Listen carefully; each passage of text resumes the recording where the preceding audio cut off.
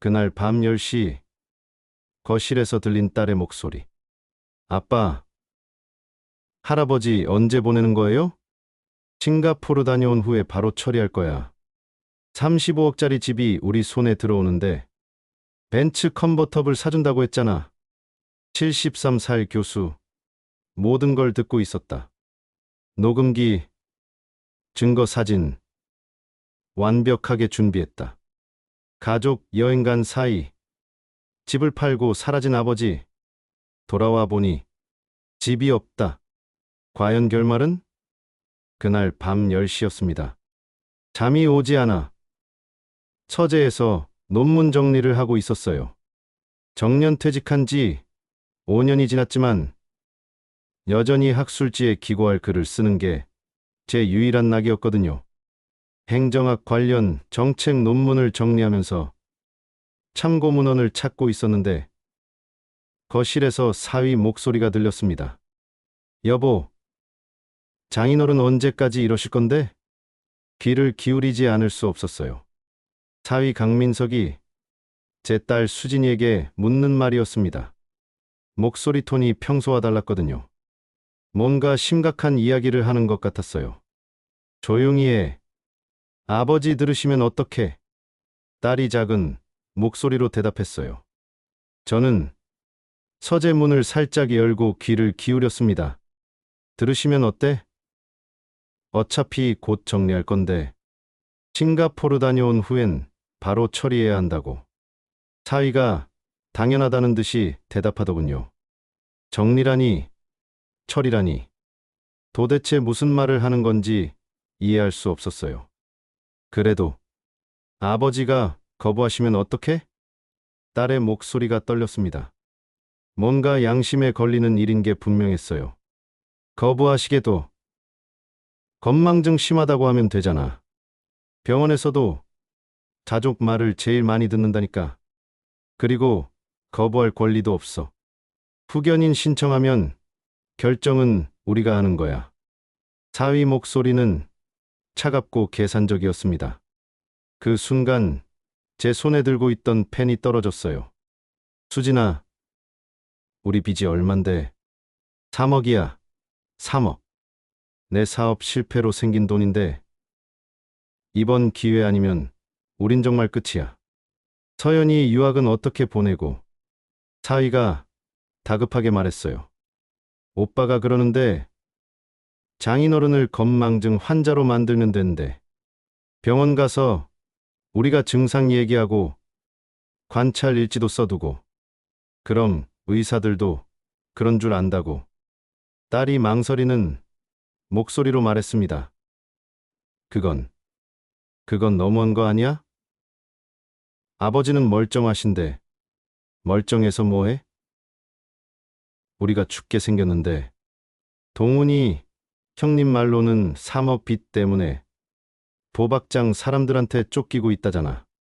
우리까지 연대 보증 섰는데 형님 망하면 우리도 끝이야. 사위의 목소리에 절박함이 묻어났어요. 그 집만 있으면 우리 빚도 갚고 내 사업도 다시 시작할 수 있어. 서연이도 미국 패션 디자인 유학 보낼 수 있고 장인어른은 좋은 요양병원에서 편하게 지내시면 되는 거고. 73년을 살아오면서 가장 잊을 수 없는 말이었습니다. 제 사위와 딸이 저를 건망증 환자로 만들어서 요양병원에 보내고 제 집을 차지하려는 계획을 세우고 있었던 거예요. 저는 더 이상 듣지 못하고 조용히 서재로 돌아왔습니다. 책상에 앉아 머리를 감쌌어요.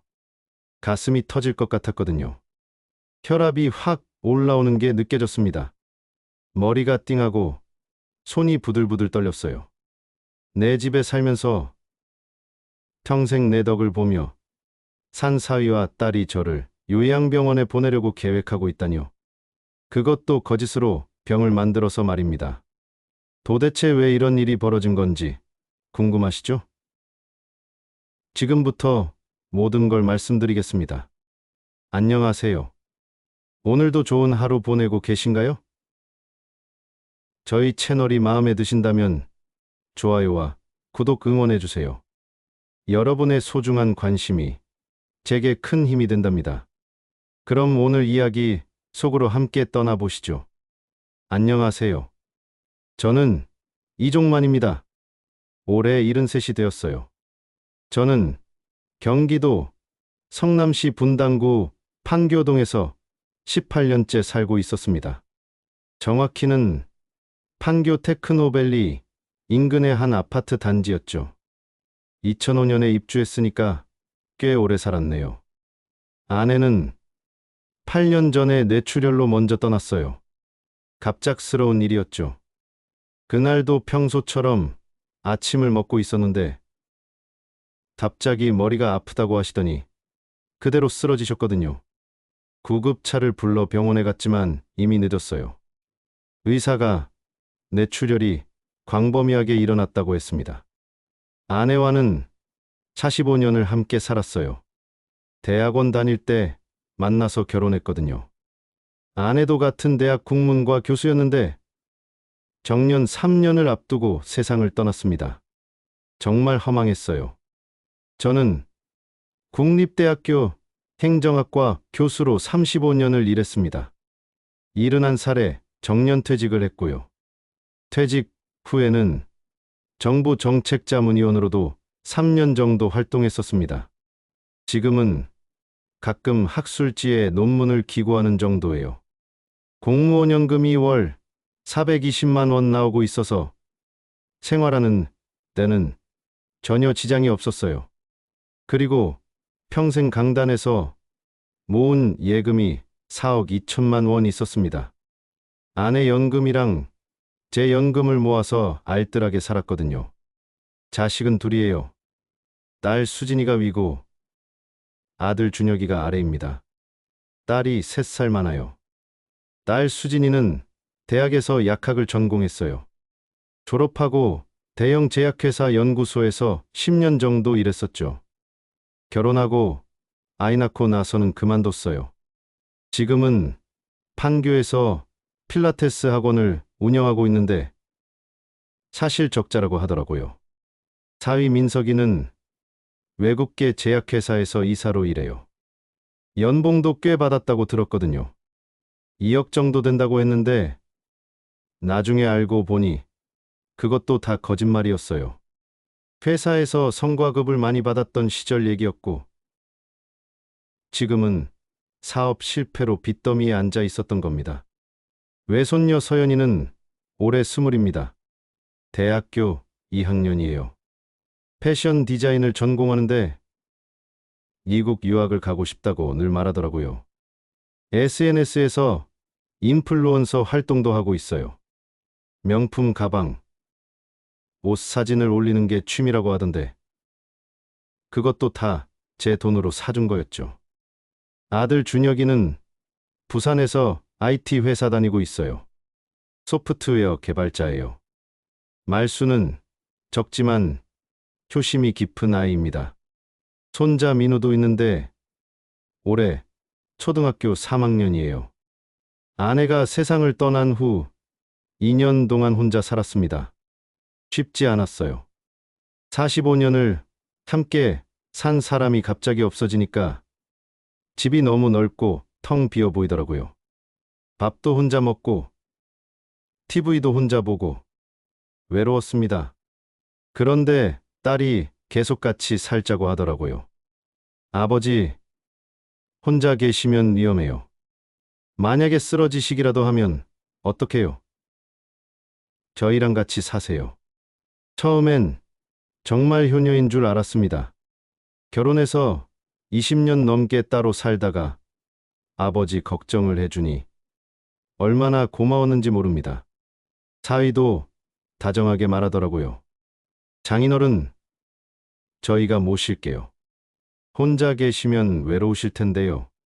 서연이도 할아버지랑 같이 살고 싶다고 해요. 그래서 6년 전부터 함께 살게 됐습니다. 딸네 가족이 제 집으로 들어온 거예요. 우리 집은 판교 테크노밸리 인근 50평 아파트예요. 2005년에 아내와 제가 정년퇴직금을 모두 털어서 샀었습니다. 그때 4억 5천만 원을 주고 샀는데 당시에도 꽤 큰 돈이었어요. 대출 하나 없이 현금으로 샀죠. 그런데 지금은 집값이 얼마나 올랐는지 아세요? 35억 원입니다. 18년 만에 7배 넘게 오른 거예요. 판교가 IT 중심지로 발전하면서 집값이 엄청나게 뛴 겁니다. 이 집은 제게 단순한 부동산이 아니었어요. 평생을 강단에서 학생들을 가르치며 한 푼 두 푼 모은 돈으로 마련한 아내와의 추억이 담긴 소중한 공간이었거든요. 처음 몇 달은 정말 좋았습니다. 딸이 아침마다 밥을 차려주고 외손녀 서연이도 학교 갔다 오면 할아버지 강에 놀러와서 이런저런 얘기를 하고 그랬어요. 할아버지, 저 오늘 시험 100점 맞았어요. 서연이가 성적표를 보여주면서 좋아하던 모습이 아직도 눈에 선합니다. 그때는 정말 착한 손녀라고 생각했죠. 그래, 우리 서연이 최고네. 할아버지가 맛있는 거 사줄게. 그러면 제 지갑을 열었어요. 10만 원, 20만 원씩 용돈을 주곤 했습니다. 역시 가족이 함께 사는 게 좋다고 생각했어요. 혼자 있을 때의 외로움이 싹 사라졌거든요. 저녁에 함께 TV를 보고 주말엔 같이 산책도 하고 이게 바로 가족의 따뜻함이구나 싶었습니다. 하지만 1년쯤 지나니까 분위기가 조금씩 이상해지기 시작했어요. 딸과 사위가 제 앞에서는 웃으면서도 뒤에서는 뭔가 수군거리는 소리가 들렸거든요. 처음엔 그러려니 했어요. 부부 사이에 할 얘기도 있고 제가 모르는 게 좋은 일도 있겠지 싶었죠. 그런데 점점 이상한 일들이 생기기 시작했습니다. 더 이상한 건 사위 친구들이 집에 놀러 왔을 때였습니다. 6개월쯤 전 일이에요. 토요일 오후였는데 사위가 회사 동료들을 데리고 왔더라고요. 거실에서 맥주를 마시며 이야기하는 소리가 들렸습니다. 저는 서재에서 책을 읽고 있었는데 문이 살짝 열려 있어서 대화가 다 들렸어요. 민서가, 너 진짜 부럽다. 판교에 이런 집에서 사니까 우리는 언제 이런 데서 살아보나. 동료 한 명이 부러워하는 목소리로 말했어요. 장인어른께서 물려주시기로 했어. 사위가 자랑스럽게 대답하더군요. 저는 그런 약속을 한 적이 없는데 말이죠. 와, 대박. 여긴 지금 얼만데? 30억은 넘지? 35억 정도 해. 작년에 감정평가 받아봤거든. 사위가 당연하다는 듯이 말했어요. 제가 언제 감정평가를 하라고 했는지 그것도 모르는 일이었습니다. 그럼 너 완전 대박이네. 빚도 다 갚고. 그 말에 제 귀가 번쩍 뜨였어요. 빚이라니? 아직은 장인어른 명의지만 곧 우리 거지 뭐. 장인어른도 연세가 있으시니까. 마치 제가 이미 죽은 사람인 것처럼 말하더라고요. 가슴이 철렁 내려앉았습니다. 근데 너 사업은 어떻게 됐어? 작년에 시작한다고 했잖아. 그게 망했어. 3억 날렸지. 사위가 한숨을 쉬며 말했어요. 헐, 3억. 그럼 어떡해? 그래서 이 집이 필요한 거야. 이것만 있으면 다시 시작할 수 있어. 그 순간 모든 게 명확해졌습니다. 사위가 저와 함께 살자고 한 건 효심 때문이 아니었어요. 제 집, 제 재산이 목적이었던 겁니다. 저는 조용히 서재 문을 닫았어요. 화가 났지만 내색하지 않았습니다. 아직은 확실한 증거가 없었거든요. 혹시 제가 잘못 들었을 수도 있고 사위가 친구들 앞에서 허세를 부린 것일 수도 있다고 생각했어요. 하지만 그 후로 계속 이상한 일들이 벌어졌습니다. 한 달쯤 후였어요. 딸이 친구들을 집에 데려왔어요. 필라테스 학원 동료들이었죠. 거실에서 차를 마시며 이야기하는 소리가 들렸습니다. 수진아, 너 진짜 부럽다. 반교에 이렇게 좋은 집에서 살고. 친구 한 명이 부러워하며 말했어요. 우리 아버지 집이야. 나중에는 우리 거겠지만. 딸이 대수롭지 않게 대답했습니다. 그래도 좋잖아. 요즘 판교 집값 얼마나 비싼데. 30억은 넘을 거 아니야? 35억 정도 해.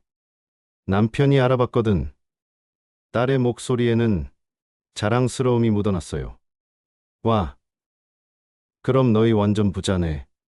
부럽다 진짜.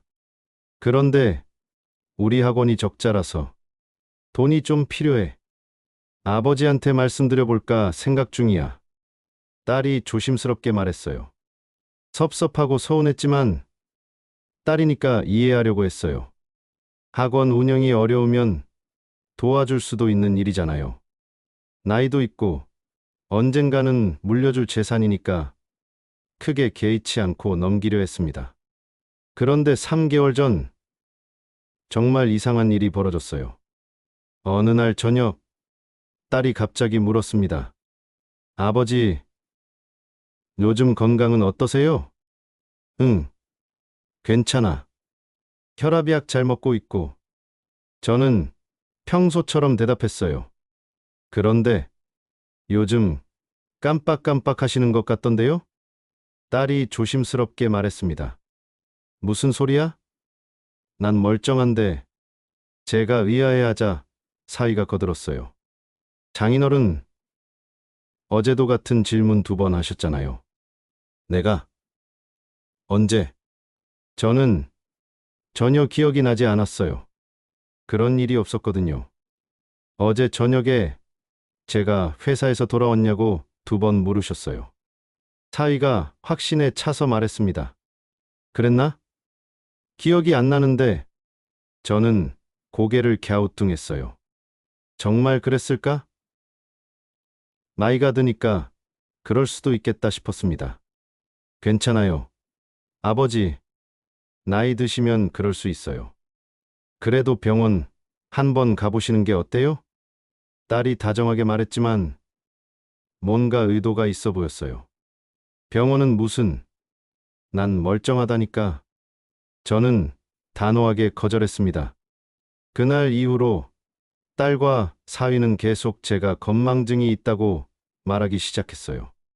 저녁 식사 자리에서도 아침에도 툭 하면 그런 말을 했습니다.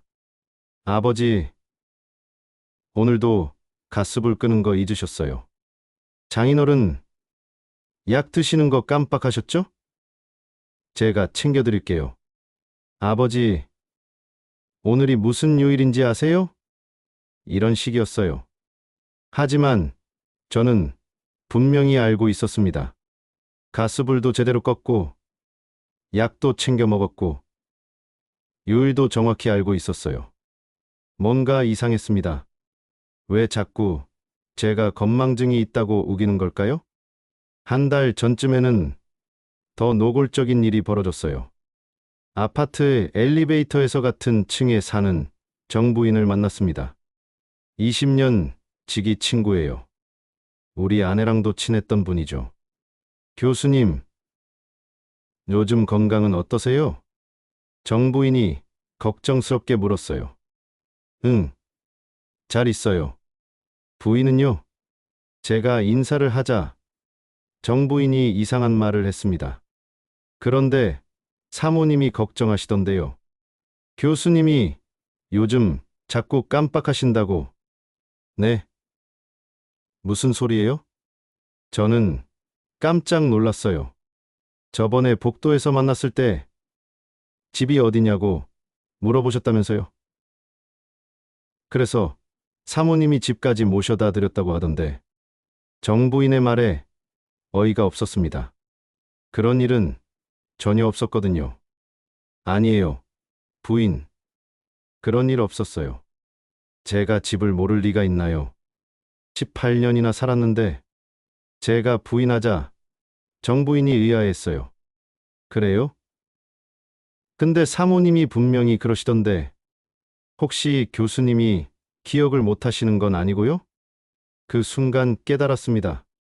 딸이 이웃들에게까지 거짓말을 퍼뜨리고 있었던 거예요. 제가 건망증이 있다고, 집도 못 찾는다고 소문을 내고 있었던 겁니다. 왜? 도대체 왜 그런 짓을 하는 걸까요? 저는 집으로 돌아와 곰곰이 생각했어요. 사위의 3억 빚, 딸의 학원 적자, 그리고 35억짜리 집. 모든 게 연결되기 시작했습니다. 혹시 이 사람들이 저를 건망증 환자로 만들어서 뭔가 꾸미려는 건 아닐까? 그런데 설마 했어요. 아무리 그래도 제 딸인데, 제 사위인데, 그럴 리가 없다고 생각했죠. 제가 너무 예민한 거라고, 나이가 들어서 의심이 많아진 거라고 스스로를 탓했습니다. 하지만 5개월 전 그날 밤, 모든 의심이 확신으로 바뀌었어요. 그날은 평범한 수요일이었습니다. 저녁을 먹고 각자 방으로 돌아갔어요. 저는 서재에서 논문을 정리하고 있었고, 딸과 사위는 거실에서 TV를 보고 있었습니다. 외손녀 서연이는 자기 방에 있었고요. 밤 10시쯤 됐을 때 서연이가 거실로 나오는 소리가 들렸어요. 그리고 사위에게 뭔가를 묻는 목소리가 들렸습니다. 아빠, 할아버지 언제 보내는 거예요? 제 심장이 쿵 하고 내려앉았습니다. 조용히 해. 할아버지, 들으시면 어떡해? 딸이 다급하게 말했어요. 언제 보내긴. 싱가포르 다녀온 후에 바로 처리할 거야. 병원부터 보내고. 사위가 당연하다는 듯 대답했습니다. 그럼 나 그때 말한 거 사주는 거죠? 친구들이 다들 외제차 타는데 나만 없잖아요. 서연이의 목소리였어요. 그래. 벤츠 컨버터블 사준다고 했잖아. 35억짜리 집이 우리 손에 들어오는데 그 정도야 껌이지. 사위가 웃으면서 말했습니다. 엄마, 그런데 할아버지가 거부하시면 어떡해요? 서연이가 또 물었습니다. 거부할 권리가 없어. 건망증 환자로 진단받으면 결정은 우리가 하는 거야. 후견인 제도라고 있거든. 딸의 목소리는 소름 끼치게 차가웠습니다. 친구들이 뭐라고 하는지 알아요? 다들 할아버지, 할머니한테 용돈도 받고 차도 사받고 그러는데 우리 할아버지는 뭐 해준 게 있어요? 서연이가 불만을 토로했어요. 그러니까 이번에 확실하게 정리하는 거지. 할아버지는 좋은 요양병원에서 편하게 지내시고 우린 할아버지 재산으로 우리 인생 사는 거야. 사위의 말에 제 혈압이 확 올라왔습니다. 머리가 띵하고 손이 부들부들 떨렸어요. 책상을 잡고 있던 손에 힘이 들어갔습니다. 아빠, 그런데 병원에서 정상이라고 하면요? 서연이가 걱정스럽게 물었어요. 그럴 리 없어. 우리가 증상일지도 다 써놨고 이웃 증언도 받아놨어. 의사들은 가족 말을 제일 많이 듣는다니까. 사위가 자신만만하게 대답했습니다. 저는 더 이상 듣지 못하고 조용히 서재 문을 완전히 닫았어요. 책상에 앉아서 가슴을 쥐어뜯었습니다. 정말 배신감이란 이런 거구나 싶었어요. 며느리가 아닌 제 친딸이, 그리고 사위가, 심지어 외손녀까지 저를 요양병원에 보내고 재산을 차지하려는 계획을 세우고 있었던 겁니다. 그날 밤 한숨도 못 잤어요. 계속 생각했습니다. 정말 내가 들은 게 맞나? 설마 우리 수진이도 같은 생각일까? 하지만 분명히 들었어요. 딸의 목소리, 사위의 목소리, 외손녀의 목소리가 너무 선명했거든요. 새벽 4시까지 뒤척이다가 겨우 잠들었습니다. 그런데 꿈속에서도 사위가 35억이 우리 거야 라고 말하는 소리가 계속 들렸어요. 식은땀을 흘리며 깼습니다. 정말 끔찍한 악몽이었어요. 다음 날 아침, 저는 평소처럼 일어나 세수를 했습니다. 거울을 보니 눈이 충혈돼 있더라고요. 한숨도 못 잔 티가 역력했어요. 하지만 티를 내면 안 됐습니다. 73년을 살아온 인생 경험으로 최대한 평정심을 유지하려고 애썼어요. 거실로 나가니 딸이 아침 식사를 차리고 있었어요. 아버지, 주무셨어요? 어제 잠 잘 주무셨어요? 딸이 다정하게 물었습니다. 겉으로는 효녀처럼 굴지만 속으론 저를 요양병원에 보낼 생각을 하고 있는 거죠. 응, 잘 잤다. 저는 짧게 대답했어요. 아버지 안색이 안 좋으신데 혹시 어디 불편하신 데 없으세요? 딸이 걱정하는 척했습니다. 괜찮아. 나이 먹으면 그럴 수도 있지. 사위와 서연이도 나와서 식탁에 앉았어요. 평소와 다름없는 아침 풍경이었지만 제게는 모든 게 달라 보였습니다. 장인어른, 오늘 날씨 좋던데요. 산책 한번 다녀오시죠. 사위가 친절하게 말했어요. 하지만 저는 알고 있었죠. 이 사람이 저를 건망증 환자로 만들려고 한다는 거요. 식사를 마치고 방으로 돌아왔습니다. 그리고 생각했어요. 어떻게 해야 할까? 그냥 당하고만 있을 순 없었어요. 며칠 후 더 충격적인 일이 벌어졌습니다. 토요일 오후였어요. 사위와 딸이 외출한다고 나갔습니다. 서연이는 친구들 만나러 간다고 했고요. 저는 혼자 집에 남았어요. 화장실을 가려다가 딸 방 앞을 지나게 됐는데 문이 살짝 열려 있더라고요. 평소 같으면 그냥 지나쳤을 텐데 왠지 모를 이끌림이 있었어요. 안을 들여다보니 침대 위에 서류들이 펼쳐져 있었습니다. 호기심에 가까이 가서 봤어요. 그리고 그 순간 제 다리에 힘이 풀렸습니다. 장인어른 건강 관찰 일지 라는 제목이 적힌 노트였어요. 페이지를 넘겨봤습니다. 날짜별로 거짓 증상들이 빼곡히 기록되어 있었어요. 2023년 12월 5일 같은 질문 3번 반복함. 사위가 목격. 2023년 12월 7일 정부인에게 집이 어디냐고 물어봄. 2023년 12월 10일 오늘이 며칠인지 모른다고 함.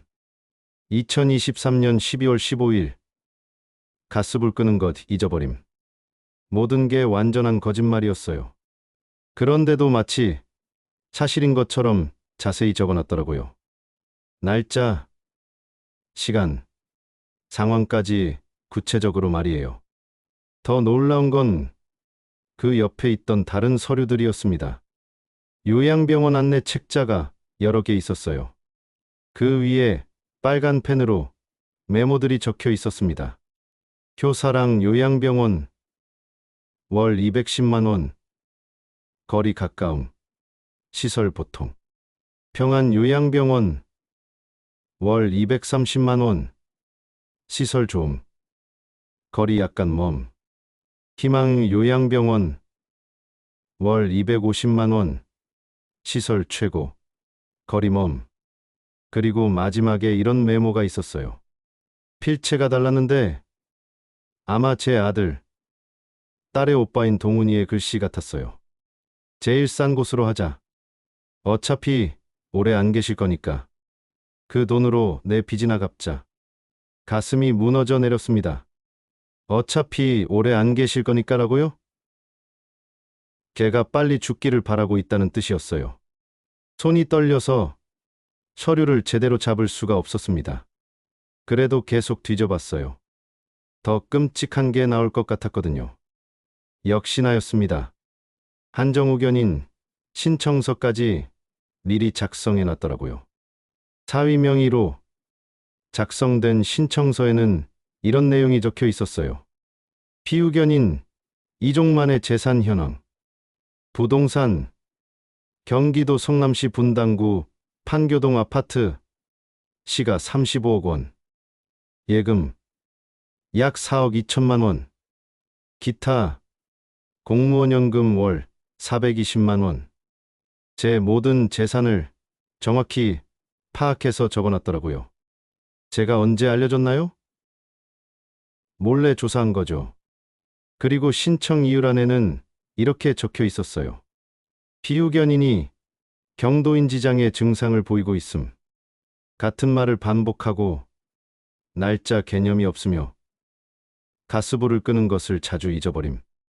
가족들의 관찰 결과 전문적인 치료가 필요하다고 판단됨.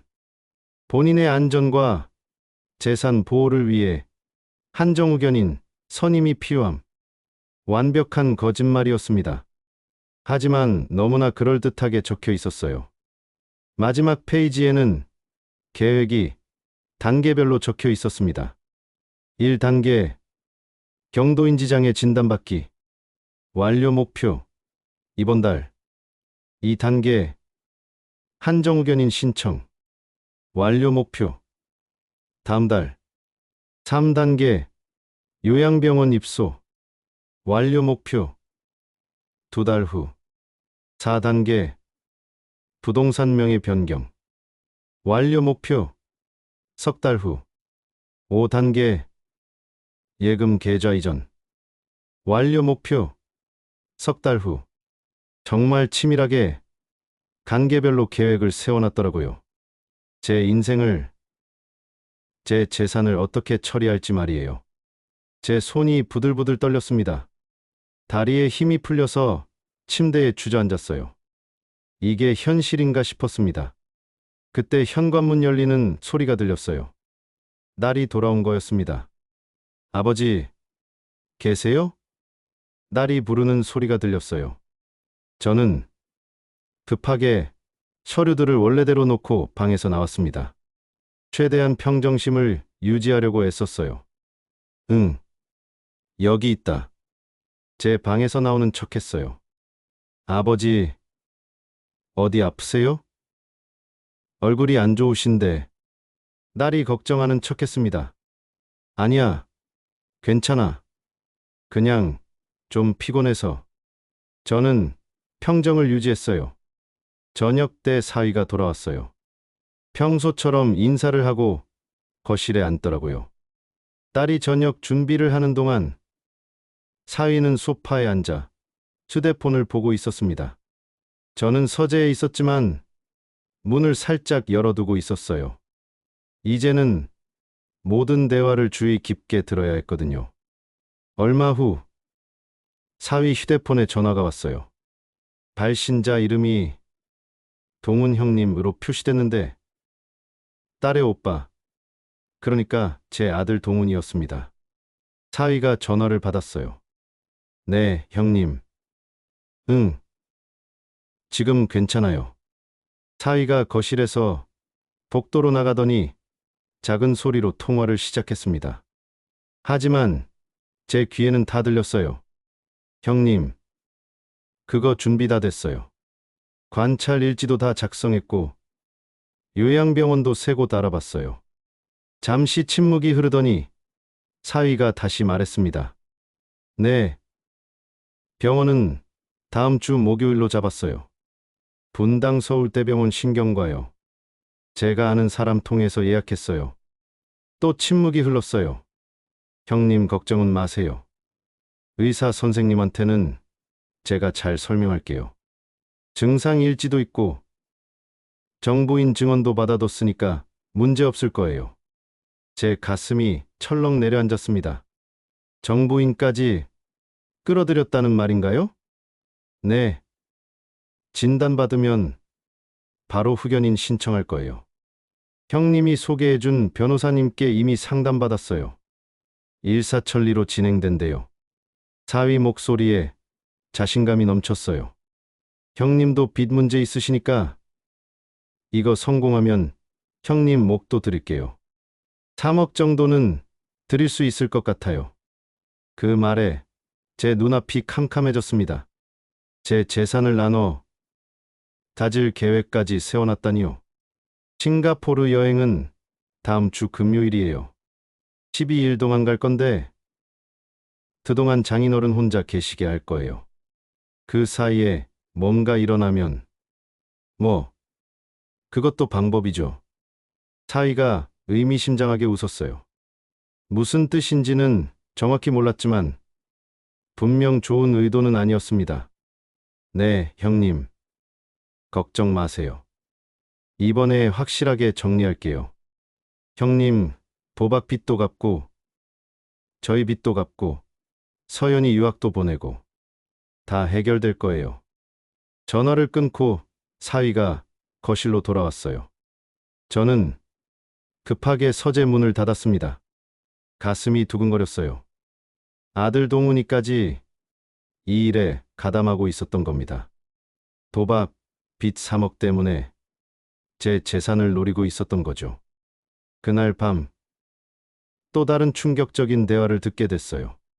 밤 11시쯤 딸과 서연이가 거실에서 이야기하는 소리가 들렸습니다.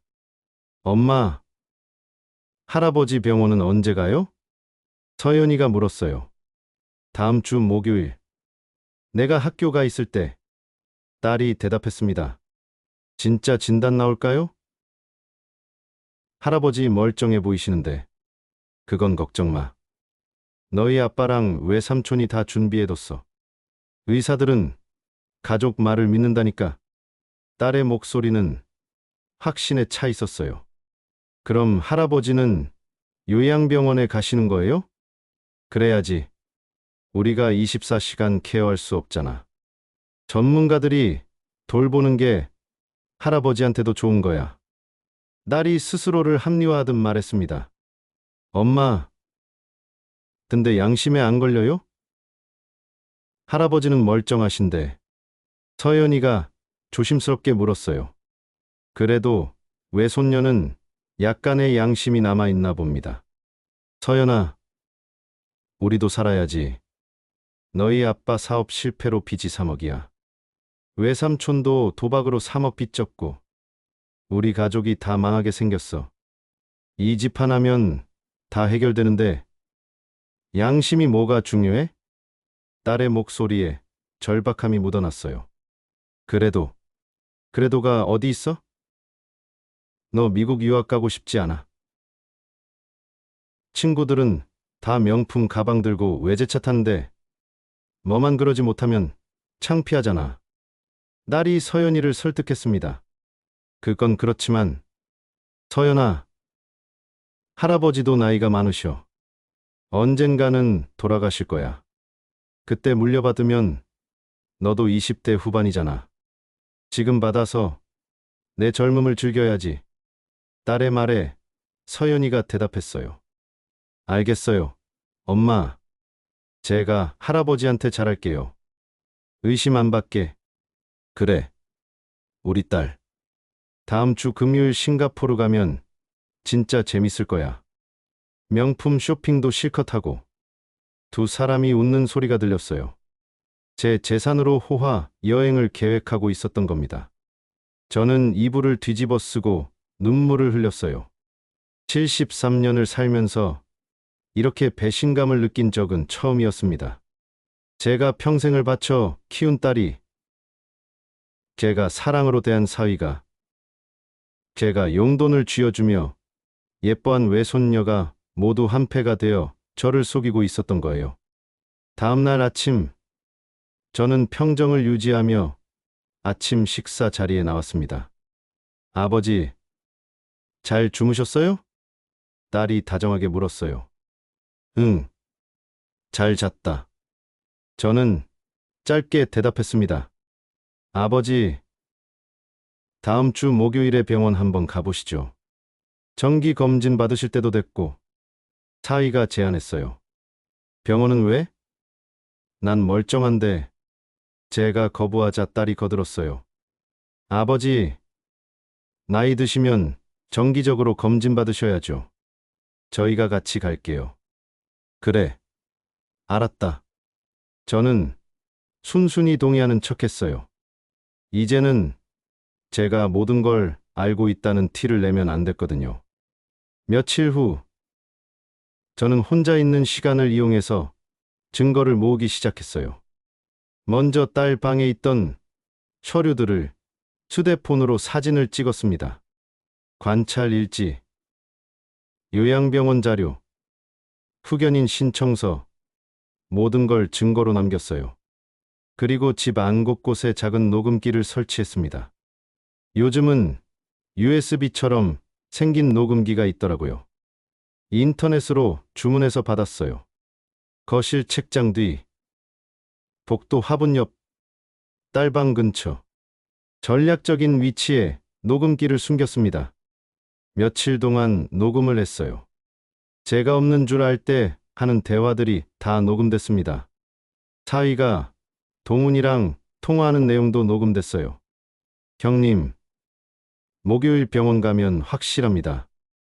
의사 선생님한테 증상 설명하고 일지 보여주고 무조건 진단 나올 거예요. 딸이 친구한테 전화하는 내용도 녹음됐습니다.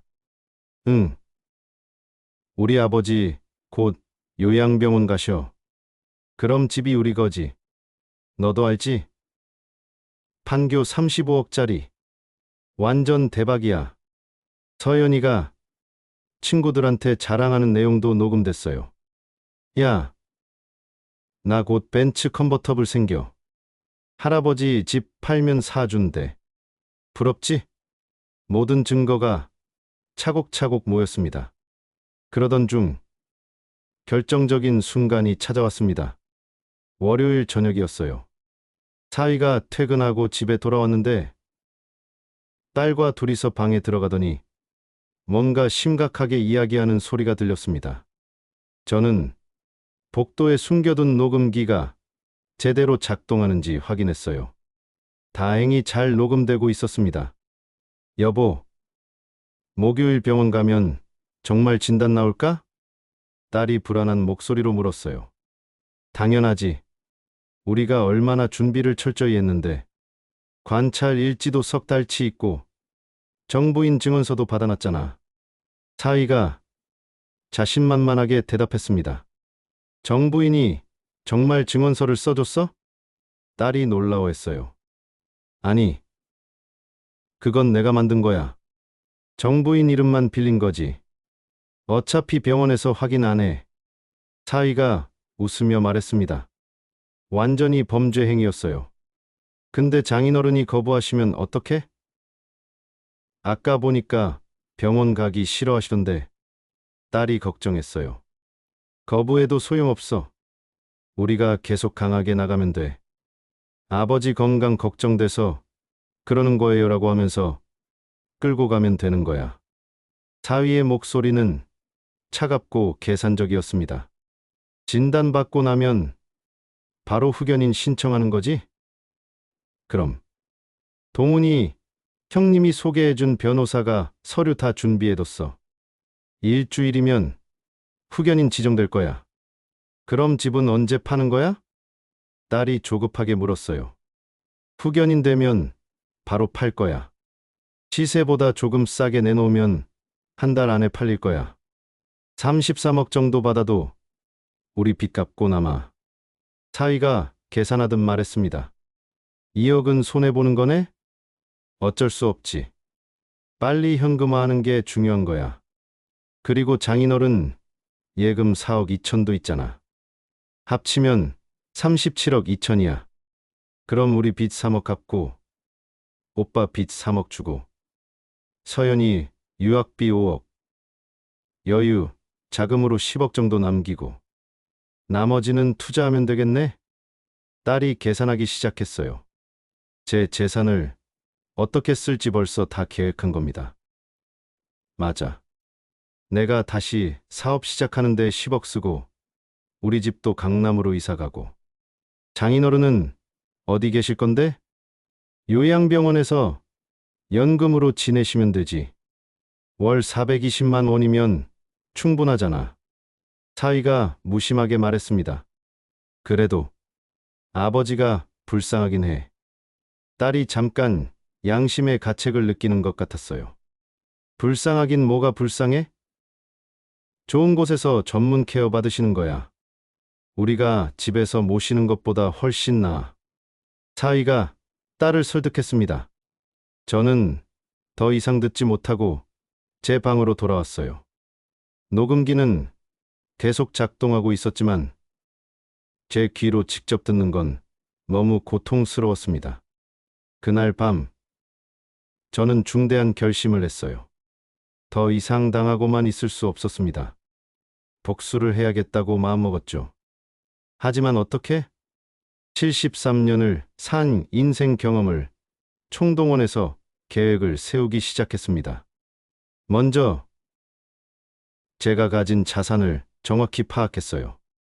판교 아파트 35억 원, 예금 4억 2천만 원, 월 420만 원 연금, 총 39억 2천만 원의 자산이었습니다. 다음으로 믿을 수 있는 사람들을 생각해 봤어요. 아들 준혁이가 가장 먼저 떠올랐습니다. 부산에 있는 준혁이는 이 일에 전혀 관여하지 않았어요. 누나 말만 믿고 속았을 뿐이죠. 그리고 제 제자 중에 법학전문대학원 교수가 된 박성우가 있었어요. 20년 전 제가 가르쳤던 학생인데 지금은 같은 대학에서 부동산법을 가르치고 있습니다. 성우한테 연락하면 도움을 받을 수 있을 것 같았어요. 의사 선생님도 필요했어요. 분당 서울대병원 신경과에 제가 아는 선생님이 계셨죠. 신재원 원장님이었는데 예전에 학교에서 같이 일한 적이 있는 분이었어요. 그리고 이웃들, 특히 정부인은 20년 지기 친구였습니다. 딸이 거짓 증언서를 만들었다고 했지만 실제로 정부인에게 물어보면 진실을 알 수 있을 거예요. 화요일 아침 저는 첫 번째 행동을 시작했습니다. 딸과 사위가 외출한 사이 저는 박성호 교수에게 전화를 걸었어요. 여보세요. 성우야? 나 이종만 교수야. 교수님, 오랜만입니다. 어떻게 지내세요? 성호가 반가워하는 목소리였어요. 잘 지내고 있어. 그런데 성호야, 교수님이 부탁할 게 있는데. 말씀하세요, 교수님. 뭐든지 도와드릴게요. 급하게 집을 팔아야 할 것 같아. 법률적으로 문제 없는지 자문 좀 받고 싶은데. 제가 조심스럽게 말했습니다. 교수님 집이요. 판교 그 아파트 말씀이신가요? 그래. 얼마나 빨리 처리할 수 있을까? 요즘 판교는 나오는 족족 팔려요. 일주일이면 충분할 것 같은데요. 근데 갑자기 왜 파시려고요? 성호가 궁금해했습니다. 이유가 좀 복잡해.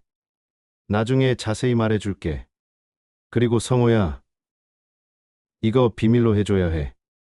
아무한테도 말하면 안 돼. 제가 신신당부했어요. 알겠습니다, 교수님. 제가 믿을 만한 중개사 한 분 소개해 드릴게요.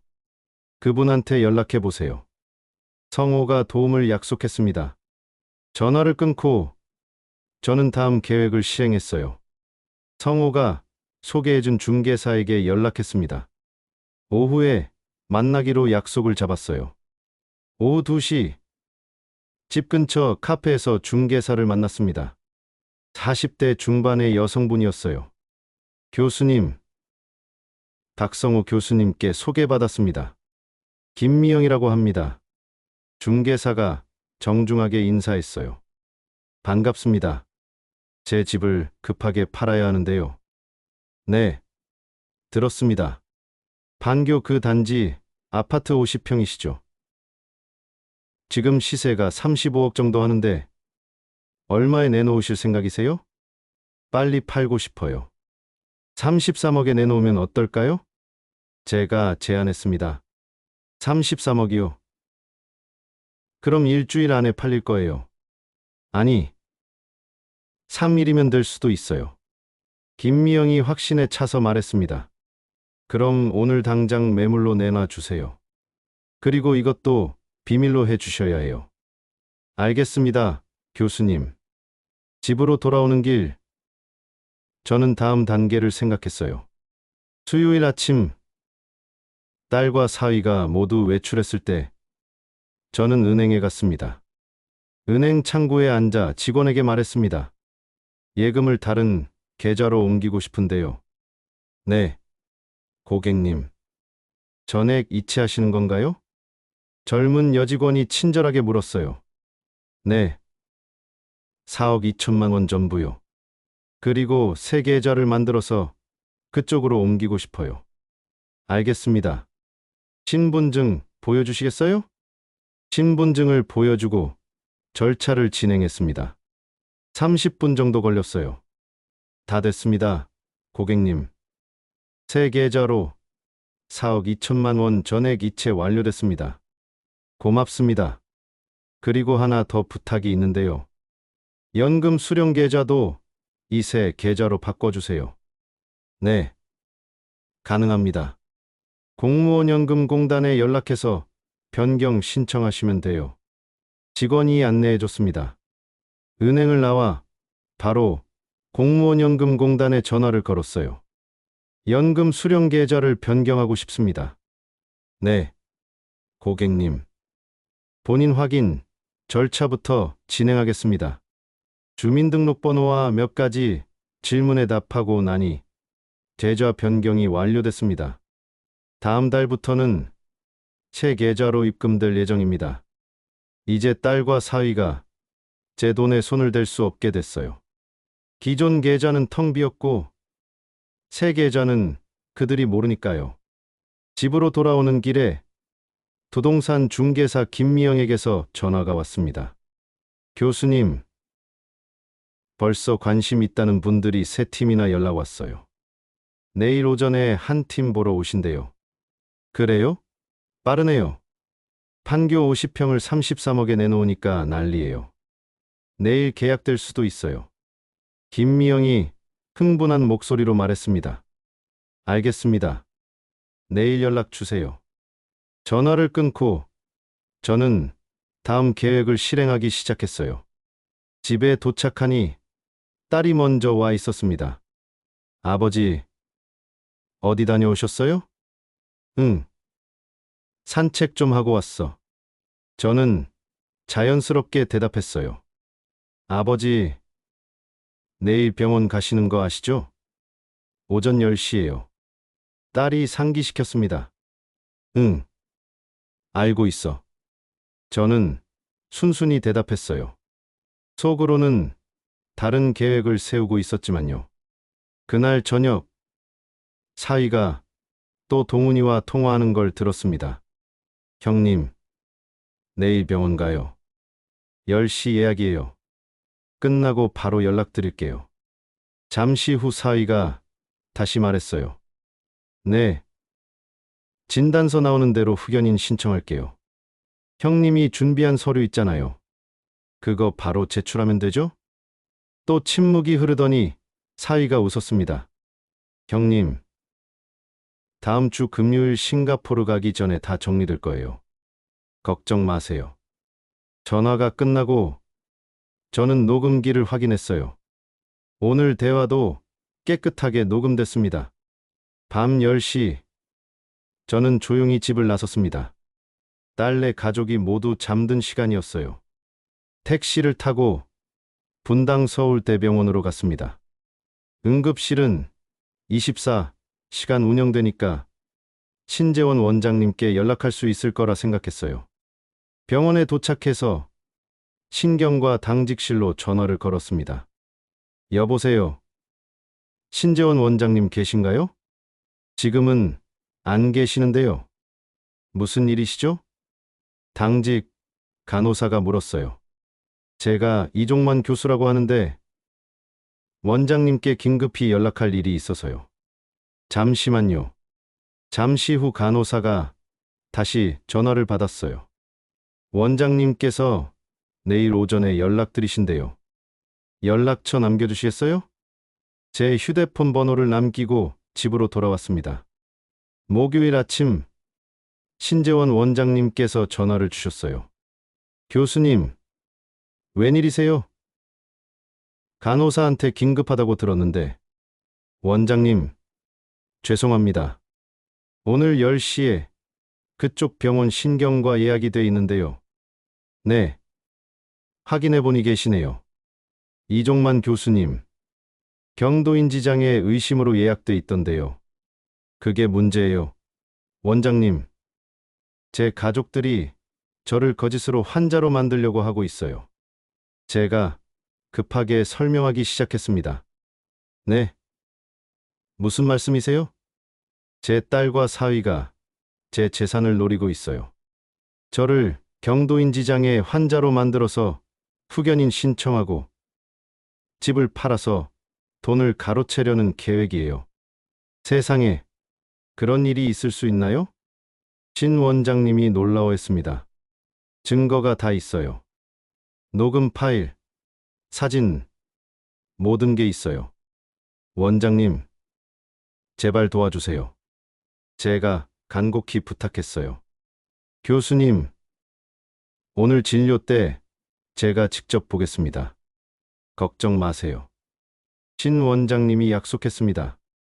오전 9시 30분, 딸과 사위가 저를 데리고 병원으로 향했습니다. 차 안에서 사위가 말했어요. 장인어른, 오늘은 그냥 간단한 검사예요. 긴장하지 마세요. 응, 알았어. 저는 담담하게 대답했습니다. 병원에 도착해서 신경과 접수를 했어요. 대기실에 앉아 있는데 딸이 사위에게 작은 소리로 말했습니다. 여보, 관찰 일지 가져왔지? 응. 걱정 마. 다 준비했어. 10시 정확히 진료실로 들어갔습니다. 신재원 원장님이 앉아 계셨어요. 원장님이 저를 보더니 미소를 지었습니다. 어서 오세요. 이종만 교수님이시죠? 네, 그렇습니다. 제가 정중하게 인사했어요. 어떤 증상으로 오셨나요? 원장님이 저에게 물었습니다. 저는 아무 증상 없는데 가족들이 병원에 가 보라고 해서 왔습니다. 제가 솔직하게 대답했어요. 그렇군요. 그럼 보호자분은 어떤 증상을 보셨나요? 원장님이 사위에게 물었습니다. 사위가 미리 준비한 종이를 꺼내며 말했어요. 장인어른께서 요즘 깜빡깜빡하십니다. 같은 말을 하루에 여러 번 반복하시고 날짜 개념도 없으시고 가스불 끄는 것도 자주 잊으세요. 그렇습니까? 구체적인 예를 들어주시겠어요? 원장님이 차분하게 물었습니다. 예를 들면 지난주에도 제가 퇴근했냐고 5번이나 물으셨어요. 그리고 오늘이 무슨 요일인지도 모르시고요. 사위가 거짓말을 했습니다. 딸도 거들었어요. 원장님, 저희가 관찰 일지도 작성했어요. 여기 있습니다. 딸이 노트를 건넸습니다. 원장님이 관찰 일지를 받아 천천히 읽기 시작했습니다. 한 장 한 장 넘기면서 고개를 끄덕이더니 저를 바라봤어요. 교수님, 이런 증상들을 느끼신 적 있으신가요? 전혀 없습니다. 저는 멀쩡합니다. 제가 단호하게 대답했어요. 그렇군요. 그럼 몇 가지 질문을 드리겠습니다. 오늘이 몇 년 몇 월 며칠인지 아십니까? 2024년 3월 20일 목요일입니다. 제가 정확하게 답했어요. 좋습니다. 대한민국의 현재 대통령은 누구신가요? 윤석열 대통령입니다.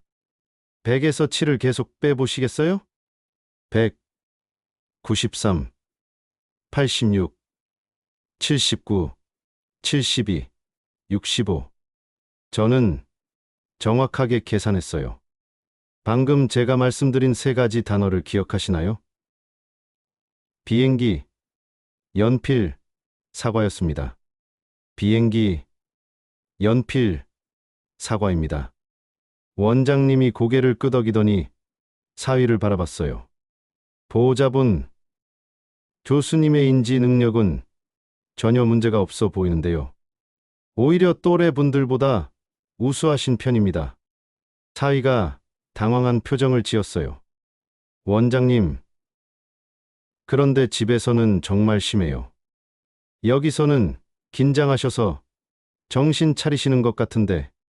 딸이 급하게 끼어들었습니다. 그럴 수도 있죠. 하지만 제가 봤을 때는 경도인지장애 증상이 전혀 보이지 않습니다. 원장님이 단호하게 말씀하셨어요. 원장님, 그럼 이 관찰 일지는요? 저희가 석 달 동안 매일 기록한 건데. 사위가 일지를 가리키며 말했습니다. 일지는 일지일 뿐입니다. 의학적 진단은 직접 환자를 진찰해야 내릴 수 있는 겁니다. 그리고 교수님은 분명히 정상이십니다. 그때 저는 가방에서 봉투 하나를 꺼냈어요. 미리 준비해 둔 것이었습니다. 원장님, 이것 좀 봐주시겠습니까? 봉투 안에는 제가 찍어둔 사진들과 녹음 파일이 담긴 USB가 들어 있었어요. 이게 뭡니까? 원장님이 물었습니다. 제 가족들이 저를 거짓으로 환자로 만들려는 증거입니다. 관찰 일지도 모두 조작된 거고, 저를 요양병원에 보내서 재산을 가로채려는 계획이에요. 제가 설명하자 딸과 사위의 얼굴이 새하얗게 변했어요. 아버지, 무슨 말씀을? 딸이 당황해서 말했지만 저는 계속했습니다. 원장님, 이 USB에 모든 대화가 녹음돼 있습니다. 제 집을 팔아서 재산을 나눠 가지겠다는 대화, 저를 경도인지장애 환자로 만들겠다는 대화, 모두요. 원장님이 심각한 표정으로 USB를 받았어요. 장인어른, 그건 오해예요.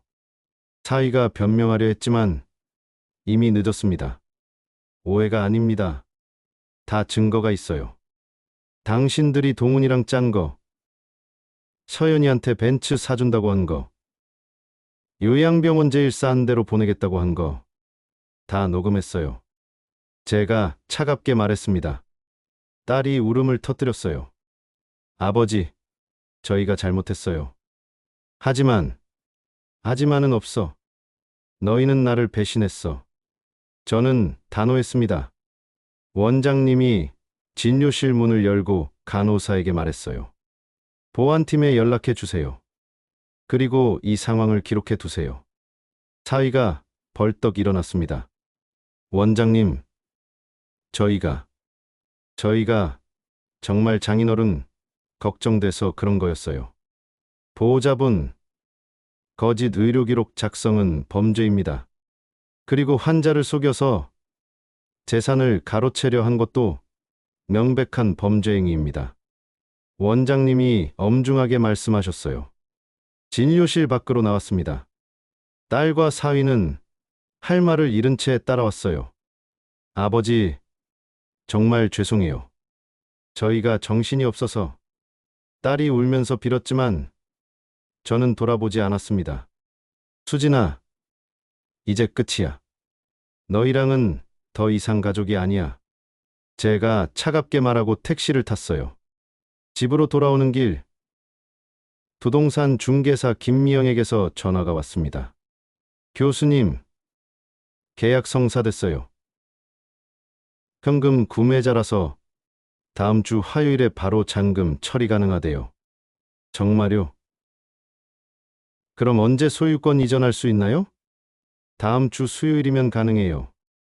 빠르게 진행하자고 하셔서요. 잘 됐네요. 고생하셨어요. 전화를 끊고 저는 다음 계획을 실행하기 시작했습니다. 집에 도착하니 딸과 사위가 이미 와 있었어요. 두 사람은 거실에서 심각하게 이야기하고 있었습니다. 여보, 어떻게? 아버지가 다 알고 계셔.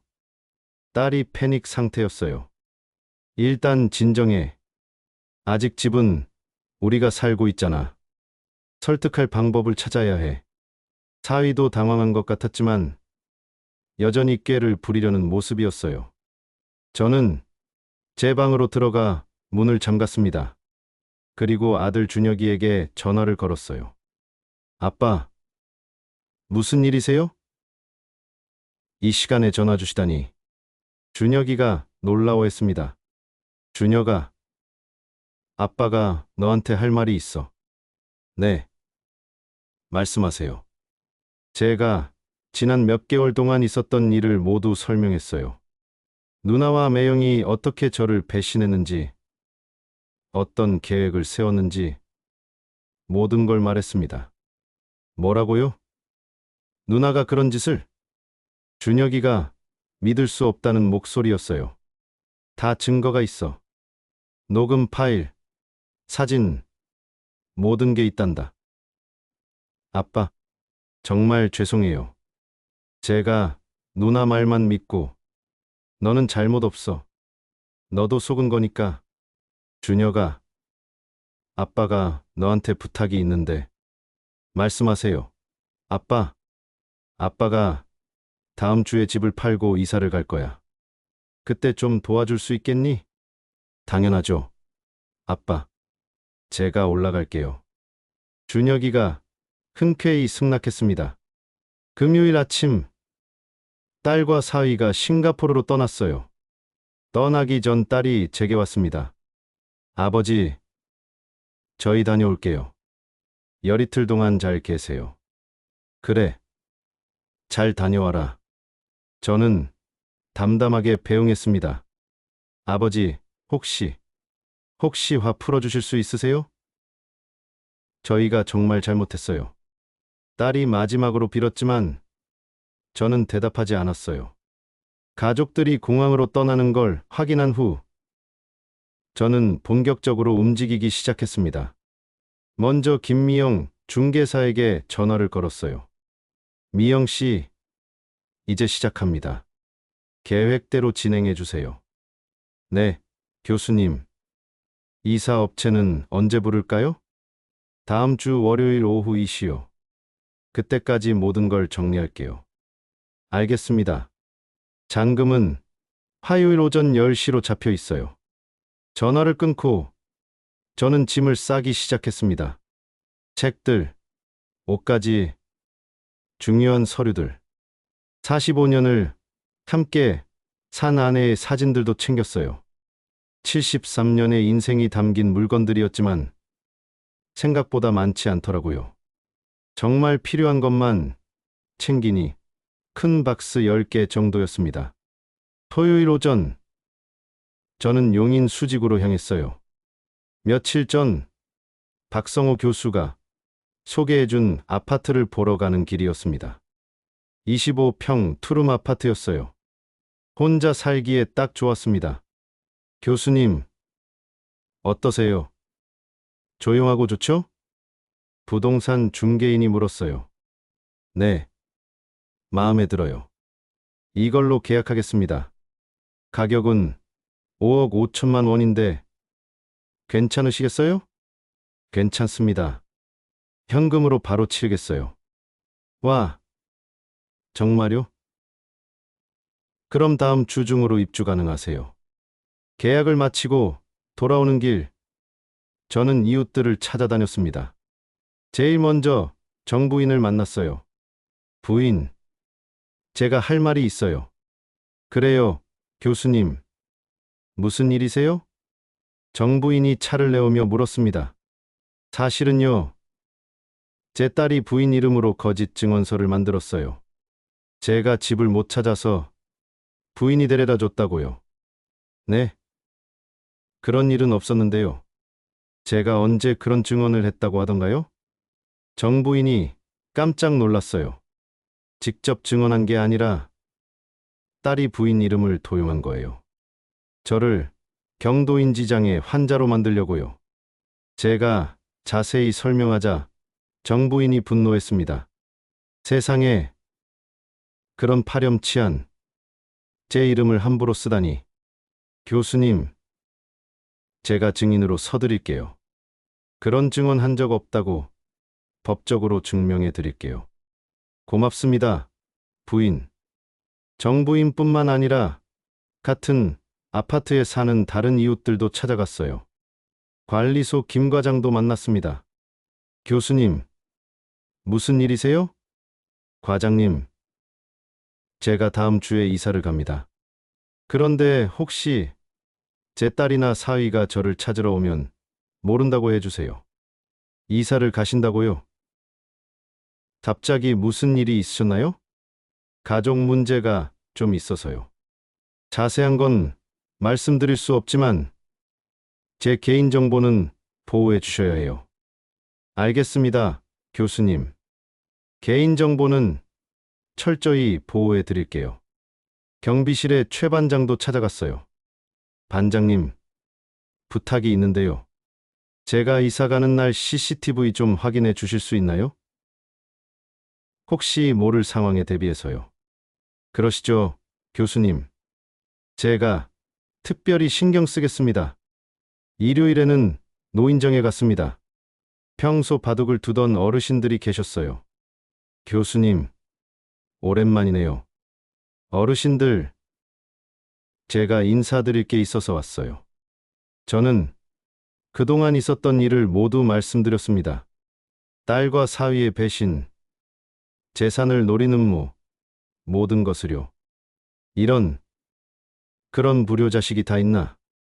교수님, 잘하셨어요. 그런 자식들한테 재산 주면 안 되지. 어르신들이 모두 제 편을 들어주셨어요. 제가 이사를 가는데 혹시 제 딸이 찾아오면 모른다고 해주세요. 당연하지요. 우리가 입 다물겠어요.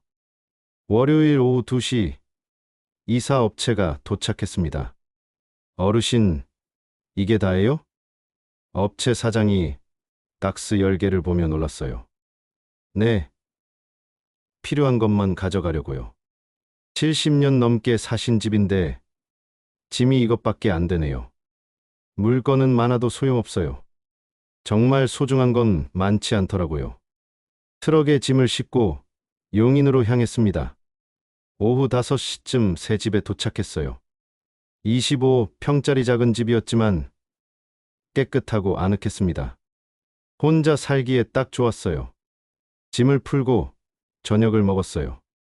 간단하게 김밥을 사다가 먹었는데 이상하게 마음이 편안했습니다. 40년 넘게 살던 집을 떠났는데도 오히려 자유로운 기분이었어요. 화요일 오전 10시 부동산 중개사무소에서 잔금 처리를 했습니다. 교수님, 계좌로 입금 완료됐습니다. 확인해 보세요. 김미영이 말했어요. 휴대폰을 확인하니 33억 원이 입금돼 있었습니다. 고생하셨어요. 미영 씨. 아니에요, 교수님. 근데 정말 괜찮으세요? 가족들이 알면 괜찮아요. 이미 다 계획한 일이니까요.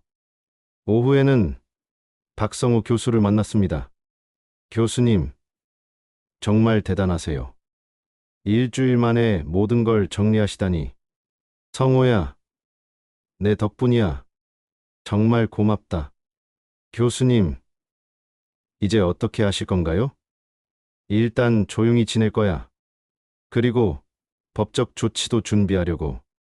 제가 아는 변호사 한 분 소개해 드릴까요? 형사 전문이신데. 그래. 부탁한다. 수요일 소유권 이전 절차를 마쳤습니다. 이제 판교 아파트는 완전히 남의 집이 됐어요. 목요일 오후 딸과 사위가 싱가포르에서 돌아왔습니다. 밤 10시쯤 제 휴대폰에 전화가 왔어요. 딸이었습니다. 아버지, 집이 어떻게 된 거예요? 딸이 패닉 상태로 소리쳤어요. 다른 사람이 살고 있어요. 이게 무슨 일이에요? 아, 너희 돌아왔구나. 여행 재미있었니? 저는 태연하게 답했어요. 아버지, 장난하시는 거예요? 우리 집이 왜 없어요? 팔았다. 33억에. 저는 간단히 말했습니다. 뭐라고요? 사위가 전화를 뺏어서 소리쳤어요. 장인어른, 왜 저희한테 상의도 안 하고. 상해? 내 집인데 내가 마음대로 팔면 안 돼? 저는 당당하게 반박했어요. 그럼 저희는 어디서 살아요? 짐은요? 저희 물건들은요? 딸이 울먹이는 목소리였어요. 너희 물건은 관리소에 맡겨뒀어. 가서 찾아가. 아, 보관료는 너희가 내야 해. 아버지, 정말 이러실 거예요? 저희가 뭘 잘못했다고? 뭘 잘못했냐고? 저는 차갑게 웃었습니다. 너희가 나를 경도인지장의 환자로 만들어서 요양병원 보내고 35억짜리 집을 차지하려던 거 다 알고 있어. 관찰 일지 조작한 것도, 동훈이랑 짜고 계획 세운 것도, 서연이한테 벤츠 사준다고 한 것도 다 알아. 전화 넘어가 조용해졌어요. 들킨 걸 알았던 거죠. 아버지, 그게. 딸이 말을 더듬었습니다. 그게 뭐야?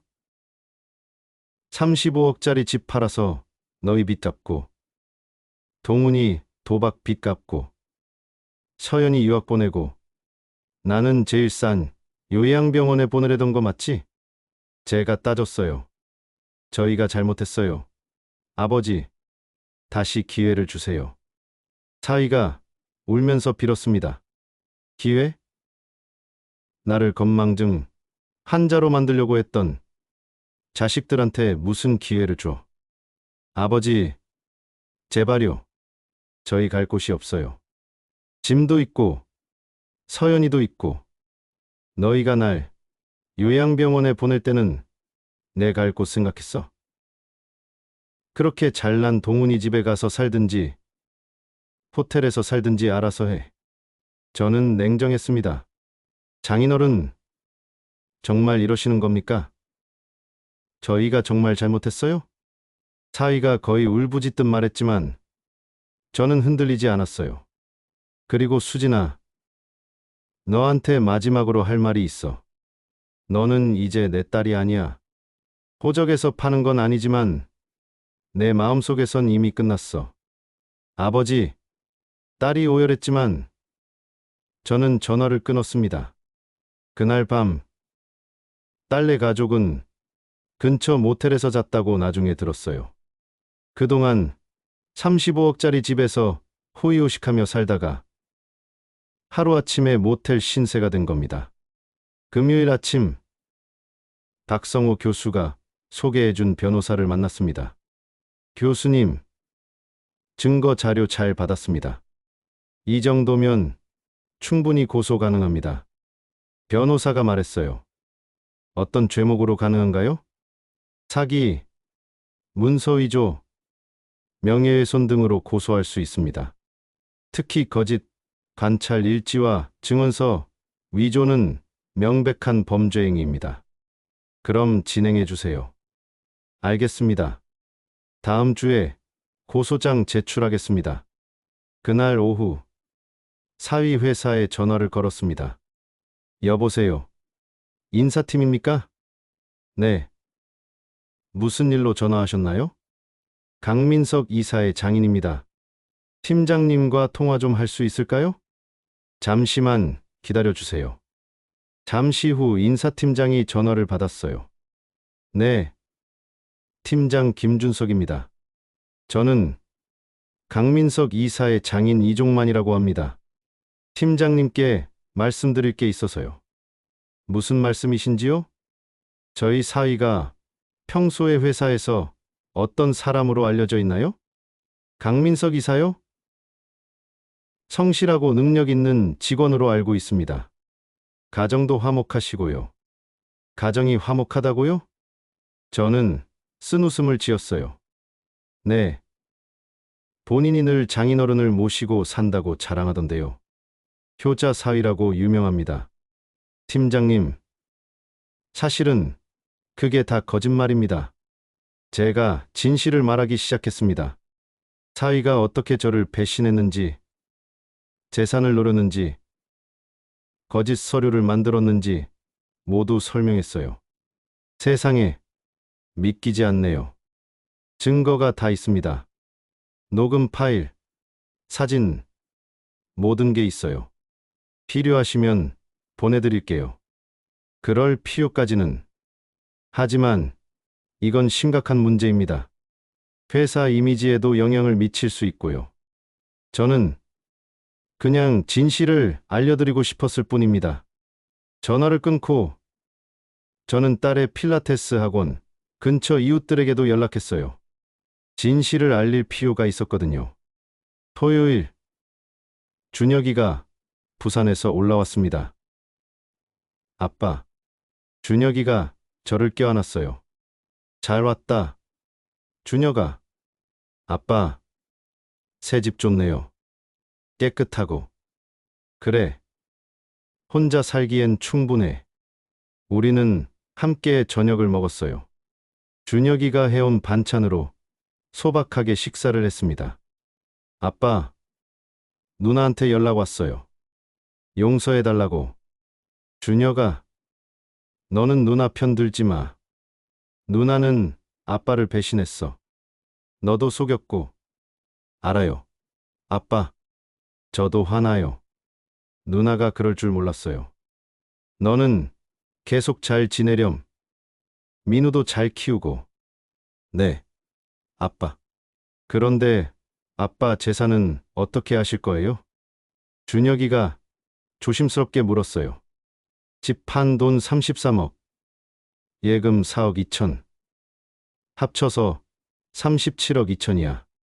여기서 새 집 산 게 5억 5천이니까 36억 7천이 남았어. 와, 큰 돈이네요. 이 중에 10억은 너한테 줄 거야. 민우 교육비도 쓰고 너희 집도 사고. 아빠, 그건 너무 많아요. 아니야, 넌 아빠를 배신하지 않았잖아. 그리고 효자야. 당연히 받아야지. 고맙습니다, 아빠. 일요일, 저는 혼자 산책을 나갔어요. 용인 수지의 공원을 걸으며 생각했습니다. 73년을 살면서 이렇게 큰 배신을 당한 건 처음이었어요. 하지만 동시에 이렇게 당당하게 맞선 것도 처음이었죠.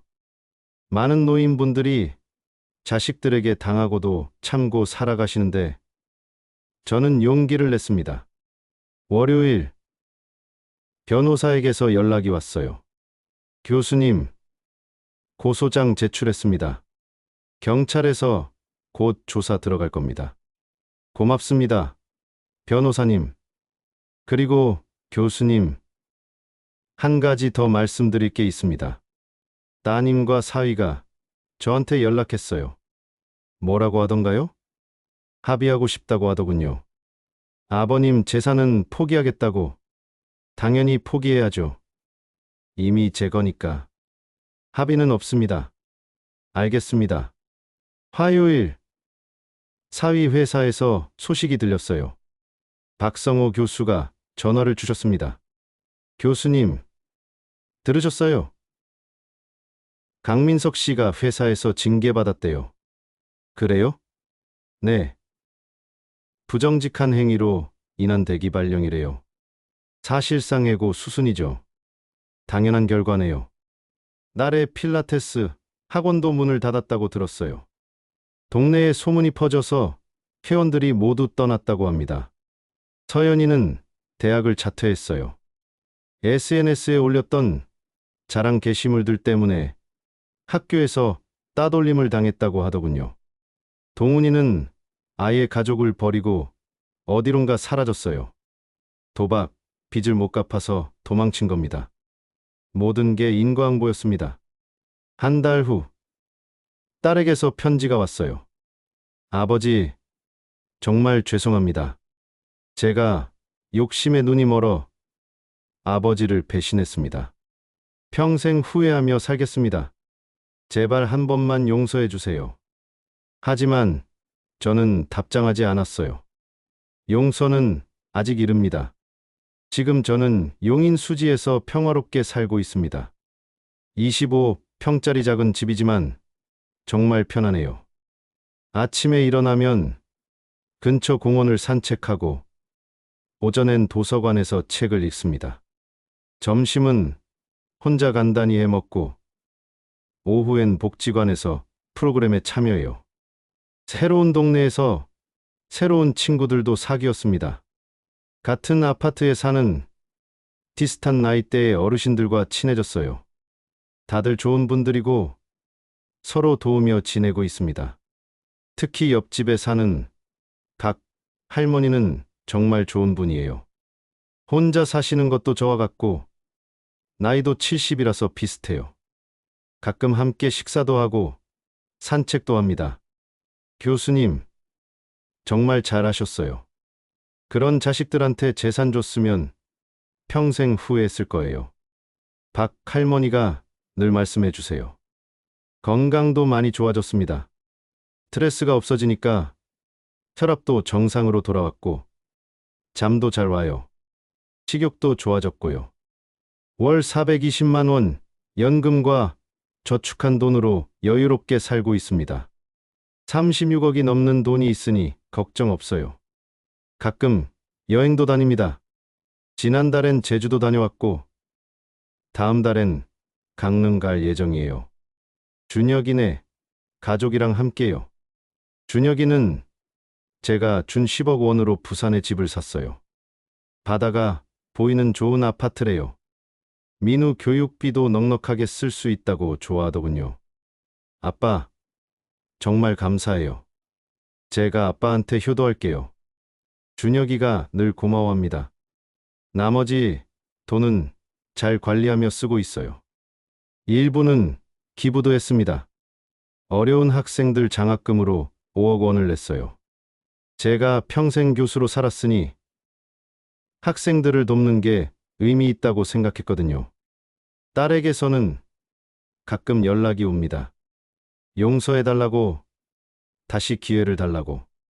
하지만 저는 받지 않아요. 한 번 배신한 사람은 또 배신할 수 있거든요. 그리고 제가 용서한다고 해서 그들의 삶이 나아지는 것도 아닙니다. 사위는 결국 회사에서 해고됐어요. 지금은 작은 사무실에서 겨우 먹고 살 정도로 일한다고 들었습니다. 딸은 사위와 이혼했어요. 서연이는 딸이 데려갔고 모녀가 함께 작은 원룸에서 산다고 하더군요. 동훈이는 여전히 연락이 안 된대요. 도박, 빚쟁이들한테 쫓기며 숨어 사는 것 같다고 합니다. 모두 자기가 뿌린 씨를 거두는 겁니다. 73년을 살면서 깨달은 게 있어요. 가족이라고 해서 무조건 믿으면 안 된다는 겁니다. 혈육이라도 배신할 수 있고 재산 앞에선 인간이 변할 수 있어요. 하지만 동시에 진짜 가족은 따로 있다는 것도 배웠습니다. 준혁이처럼 진심으로 저를 생각하는 사람, 각 할머니처럼 진짜 친구가 되어주는 사람들이 진짜 가족이에요. 여러분도 저처럼 용기 내세요. 부당한 일을 당하고 있다면 당당하게 맞서 싸우세요. 나이는 숫자일 뿐입니다. 70이 넘어도 새로운 시작을 할 수 있어요. 저도 73의 인생을 다시 시작했으니까요. 중요한 건 포기하지 않는 마음입니다. 끝까지 자신을 지키는 용기입니다. 오늘도 저는 평화로운 하루를 보냅니다. 아침 햇살을 받으며 산책하고 좋아하는 책을 읽고 새로운 친구들과 이야기 나눕니다. 배신당했지만 무너지지 않았어요. 오히려 더 강해졌고 더 자유로워졌습니다. 이게 바로 제 복수였습니다. 완벽한 복수였어요. 끝까지 시청해 주셔서 정말 고맙습니다. 구독과 좋아요도 잊지 마세요. 여러분의 응원이 저에게 큰 힘이 됩니다. 모든 분들이 행복하게 사시길 바랄게요. 그리고 기억하세요. 언제든 새로운 시작을 할 수 있다는 것을요. 감사합니다.